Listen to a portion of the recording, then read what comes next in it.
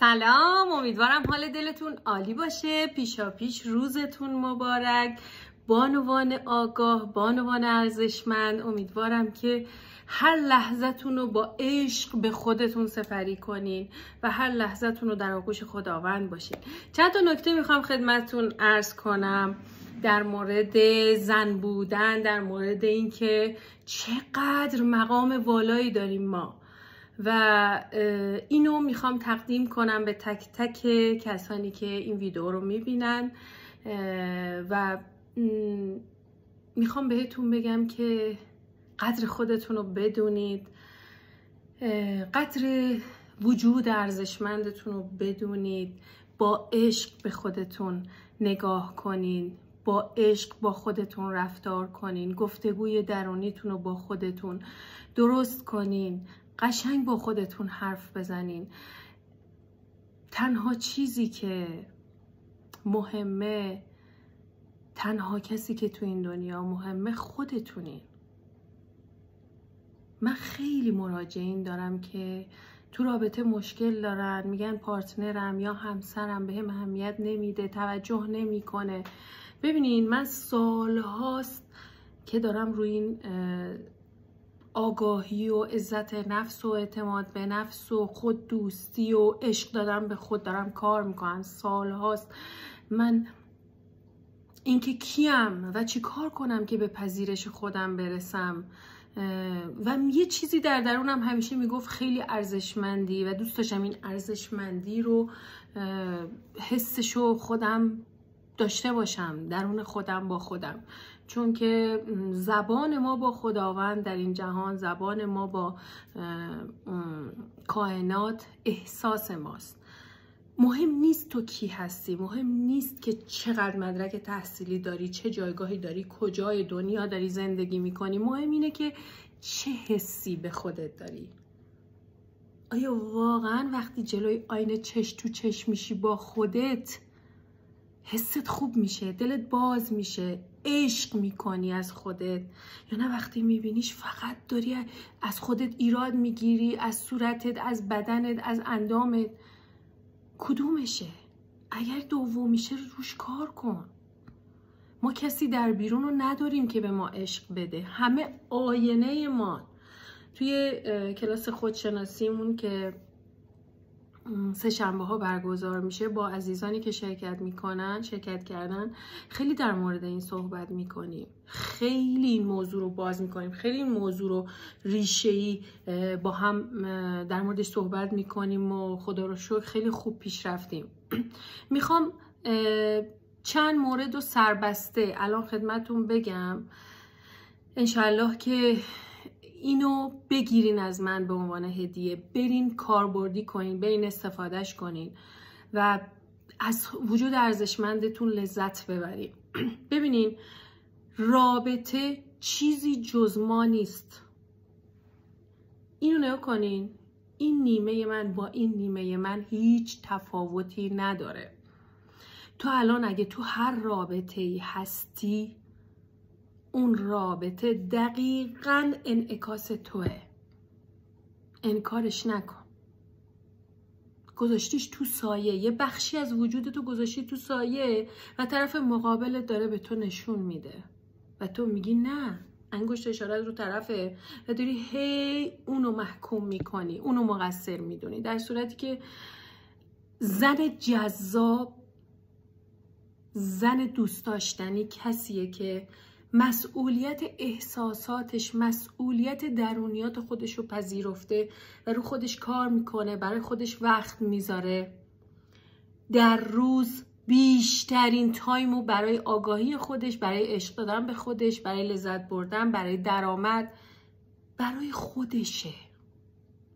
خودشو میخواد پیدا کنه، خودشو میخواد زندگی کنه، خودشو زیست کنه. زن ستون یک خونه است، پایه یک خونه زنه، مادره. ما خالقیم، خداوند ما رو خالق آفریده. از رحم ما یک انسان متولد میشه که روح خدا درونش دمیده شده. ما رو انقدر قابل دونسته، انقدر توانمند میدونسته که ما رو ما رو خالق آفریده. چرا خودتو گم کردی؟ چرا زنانگی تو داری انکار میکنی؟ چقدر زنای جامعه ما به خاطر این انکارهای زنونهشون، به خاطر انکار خودشون بیماریای زنانه گرفتن. ما داریم شبیه مردا میشیم. زنانگی تو بیار بالا، حساتو بیار بالا، ببین خودتو، وجود ارزشمندتو ببین. برو برای خودت هدیه بخر. چرا منتظری که طرف مقابلت، بچت، نمیدونم همسرت بره برات هدیه بخره؟ برو خودتو سورپرایز کن. هر روز روز توه. اگه تو انرژی داشته باشی، اگه تو خودتو دوست داشته باشی، بچه‌ها ازت یاد میگیرن. اگه تو آرامش داشته باشی درونی، یک زندگی آرومه، یک زندگی در صلحه. اگه تو با خودت در پذیرش باشی، همه از تو یاد میگیرن. تو ستون خونه ای. قدر خودتو بدون. اگر هر ایرادی از طرف مقابلت میگیری، اونو بگرد در خودت صادقانه پیداش کن. ببینش، بپذیرش، در آغوش بکش خودتو. بخش‌های تاریک خودتو نور بنداز، با آگاهی روشنش کن. عشق بده به خودت، به تمام بخش‌های خودت عشق بده. اینقدر از خودت ایراد نگیر. اینقدر با جامعه، با اون مدی که هست، با اون جوری که جامعه و اطرافیان و تایید بقیه میگه پیش نرو. حال دلت خوب نیست.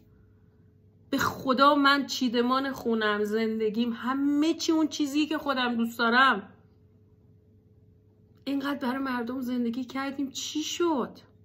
کی گفت باریکلا؟ حالت هم بده.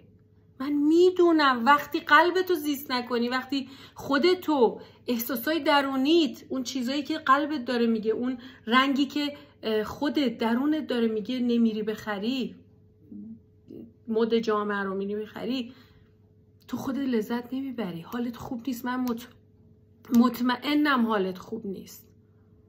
من دیگه صبح تا شب با انواع و اقسام آدما، مخصوصا خانوما در ارتباطم و میدونم که چقدر ما خانوما داریم انکار میکنیم درونمون، چقدر از خودمون دوریم، چقدر فاصله گرفتیم. چرا یک پیام برات اینقدر اهمیت داره؟ چرا یک توجه، یک عشق از بیرون برای تو اینقدر اهمیت داره؟ تو اگه به خودت عشق بدی، تو اگه هر روز خودتو ببینی، احساساتو ببینی، دنبال آگاهی، دنبال نیازهای خودت باشی، تواناییات، نمیدونم علاقه‌مندیاتو بدونی، آگاه باشی به خودت، به وجودت، هیچ وقت منتظر نمیمونی که کسی از بیرون بهت عشق بده. هیچ وقت منتظر یه پیام تبریک نمیمونی. خودت میری برای خودت این کارا رو میکنی. اون عشقی که میخوای از بیرون دریافت کنی رو قبلش خودت برو به خودت بده. چه چیزی رو از طرف مقابل میخوای، منتظری و دلت میخواد دریافت کنی، اونو برو خودت به خودت بده. برو خودت به خودت ببخش. هر چیزی که میخوای دیگران در بیرون به تو ببخشن و برو خودت به خودت ببخش. قربونت بشم. من برای خودم رفتم هدیه خریدم. این گل زیبا رو به خودم تقدیم کردم با عشق. شما هم بریم برای خودتون هدیه بخرین، منتظر نمونین کسی به شما هدیه بده. این کارت خوشگلم رفتم انتخاب کردم از بین همه اونا و گذاشتم رو گلم، نوشته دوستت دارم، بی بهانه، عاشقانه. دوستت دارم، خود وجودیم، دوستت دارم، ارزشمند، دوست داشتنی، زیبا. برو جلو آینه اینا رو به خودت بگو، با حس، با احساس بی‌نظیر، با احساس خوشایند. عشق کن از وجود ارزشمنده. نکنی چقدر زیباست؟ بریم برای خودتون هدیه بخرین. اگرم برای خودتون خریدین دمتون گرم، نوش جونتون. عیدتونم مبارک. امیدوارم که ببینین برای یک زن از همه چی مهمتر آگاهیه، عزت نفسه. عزت نفس خودتو بساز. زیبا لباس بپوش، زیبا، آروم باش، آرامش داشته باش. دوست داری بلند بخندی بلند بخند، دوست داری تو خیابون چیزی بخوری بخور، بستنی میخوای بخوری، نمیدونم چیپس میخوای بخوری، زشته، نمیدونم عیب، زنی تو، این کارا رو نکن، این حرکت رو نکن، این کارا رو از خودت نگیر. اینا تبدیل میشه به بیماری، تبدیل میشه به افسردگی. کی زن افسرده رو دوست داره؟ همه دنبال زن قوی، زنی هن که عاشق خودشه. همه آدما. اگه بچت بهت عشق نمیده به خاطر خودته، به خاطری که خودتو نمیبینی، بیشتر اونو میبینی تا خودتو، بیشتر نیازهای اونو داری برآورده میکنی تا نیازهای خودتو. اول خودت، به خدا خانوادت هم دوست دارن تو اول به خودت اهمیت بدی. اینجوری توقع هم به وجود نمیاد. کسی به ما عشق نمیده، منتظر نمون. خیلی غیر جذابه تو بخوای عشق از بیرون بگیری و منتظر بمونی. یه گداییه، انگاری دستتو گرفتی میگی به من نیازمند کمک کنید، من نیازمندم، نیازمند عشقم، در صورتی که همه اینا رو خداوند به ما داده، تو وجودمون داده، ما پر از عشقیم. فقط باید اینو تمرینش کنی، به خودت بدی، به خودت توجه کنی.